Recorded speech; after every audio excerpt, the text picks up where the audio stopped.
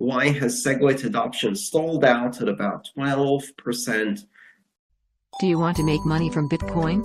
Get our best guides. We have 5 guides for you. See link on description. Download is 100% free. Click now. Of transactions. Well, a number of reasons. I think all of the wallets that were, let's say, more ideologically committed to implementing SegWit as soon as it came out did. And a lot of the larger players who do a lot of the transactions, the large volume of transactions, some exchanges, some very large wallets, some very large merchant providers, have not yet finished the work on SegWit, and perhaps some have not even started the work on implementing SegWit. There's a strange set of incentives here because if you operate one of these very large infrastructure companies like an exchange or a merchant service or a very large wallet, if you pay low fees and give your users the flexibility to adjust fees and implement things like that, then if there's a problem with the fees, the spillover falls into your customer service department, where you have people complaining about stuck transactions. And that has a very high cost of business. Responding to all of the customer service requests about stuck transactions is very, very expensive. If instead you simply pass on the cost of the fees and give your users no option but to pay high fees, then mostly they take their complaints to the developers and the miners and the forums instead of your own customer service department, because you just go, Bitcoin's broken, we have to pay high fees, even though you don't really have to pay high fees. Now that's kind of the cynical answer, and I want to be cautious because there is some of that going on, some of the incentives, but I think a lot of the explanation for why the big players have not yet implemented SegWit is rather simple. The bigger the infrastructure player, the harder it is to introduce new features, new capabilities, software changes in a way that doesn't cause massive disruption or the possibility for massive loss. You see, the problem is with a lot of these players who have centralized control over keys, or who have millions and millions of users moving hundreds of millions of Bitcoin around, while the benefits of implementing something like SegWit are great, if most of the fees are paid by the users, they're not so great for the provider. The cost of doing that well, the number of hours you have to put in to implement a solution, to implement it well, to test it from a user experience and user interface perspective, to document it, to train the customer service people to be able to respond to questions. Just a simple change, right? If you implement SegWit, everyone in your company is going to be asking, okay, how do I move the coins that I already have into SegWit addresses? So you have to create some kind of migration process. And that's going to bring up other questions, which is, why do I have to pay a fee to do that? I thought SegWit was going to save us money. And why do all of my addresses start with the 3? I don't understand. I thought they started with the 1, now they start with the 3. Do I have multisig? No, I don't. What is this? What's going on?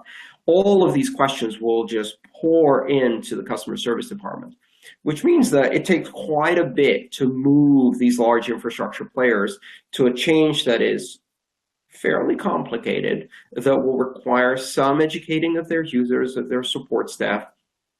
And so it takes time. This is not something that can be implemented overnight. I saw a tweet the other day where someone said, yeah, I took three members of my team a day and a half to implement SegWit. What's up, Coinbase? Yes, well, that's Junior League. And if you have 12 million customers, it takes a bit more in quality assurance, in testing, in documentation, in training, in order to roll out a change like that, manage the migration of the customers, et cetera, et cetera, et cetera. It's a massive, massive infrastructure with a very, very high security burden.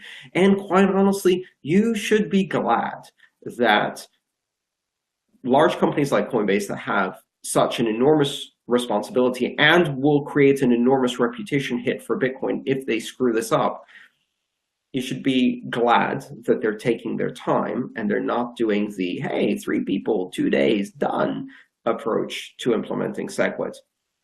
So we will see it, and it will probably be a step-side increase in the number of SegWit transactions. Just one of these large infrastructure players, Blockchain Info, BitPay, Coinbase, et cetera, any of the other exchanges, some of the big wallets, just one of those implementing SegWit will increase by double-digit percentages the number of transactions that are using SegWit and bring a whole new set of users into the fold.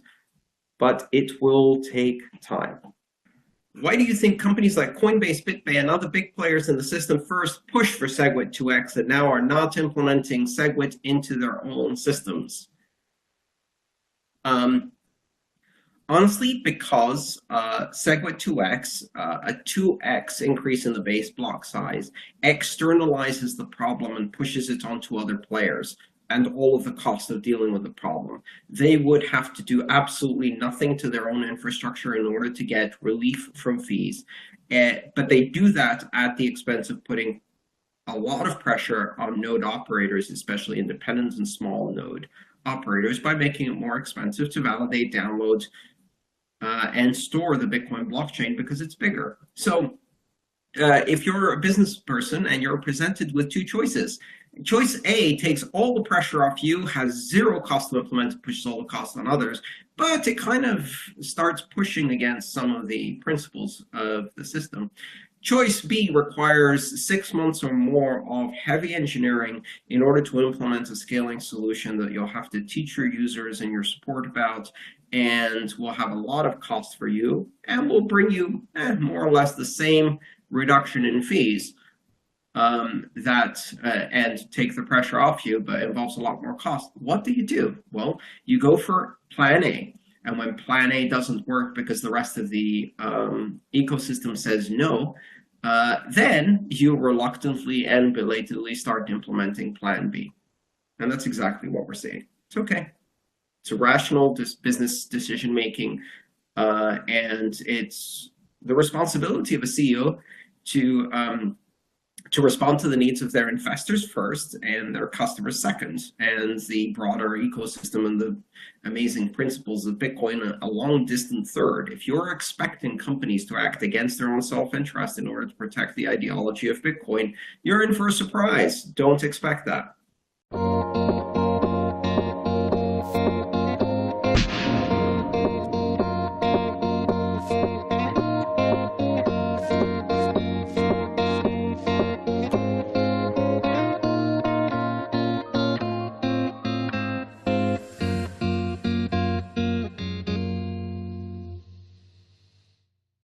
Do you want to make money from Bitcoin? Get our best guides. We have 5 guides for you. See link on description. Download is 100% free. Click now.